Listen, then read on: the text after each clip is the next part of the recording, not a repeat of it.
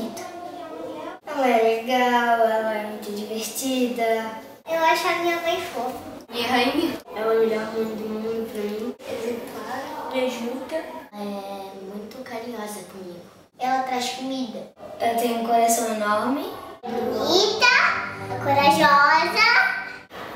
É bonita, muito gentil, ela é atenciosa. Ela faz muita coisa legal comigo, ela brinca. Ela conta história. Eu amo ela. Eu adoro ela porque ela me cuida, me dá carinho. Ela cuida do meu gato, do gato dela. Ótima companhia. Ótima pescadora. Ela brinca, brincalhona.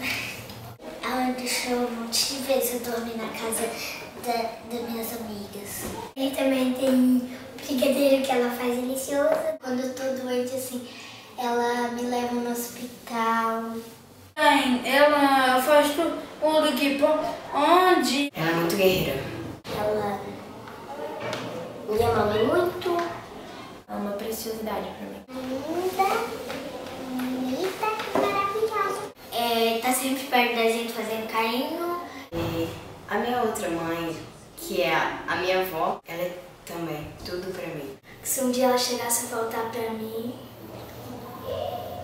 era como se eu tivesse perdido a metade do meu coração. Eu amo ela do fundo do meu coração. E sem ela não consigo viver. Ela é a única coisa pra mim.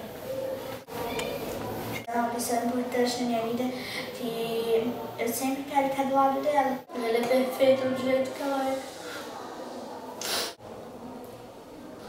Eu amo muito, muito, muito, muito, muito, muito ela. Eu queria viver a vida inteira do lado dela. Eu amo muito ela.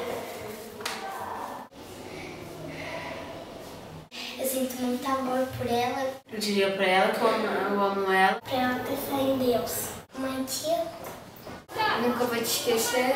eu queria pedir desculpa pra ela por tudo que se eu já fiz alguma coisa de errado. Eu amo ela. Você é muito bonita, muito maravilhosa. Eu gosto muito de você, mãe. Ainda ser uma princesa, foi você que me trouxe ao mundo. Eu amo muito ela.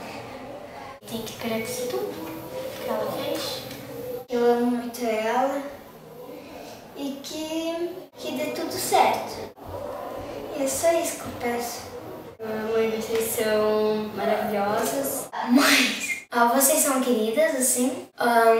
Às vezes podem pegar no nosso pé, só que é por boa causa. Eu queria que toda mãe fosse eterna, assim.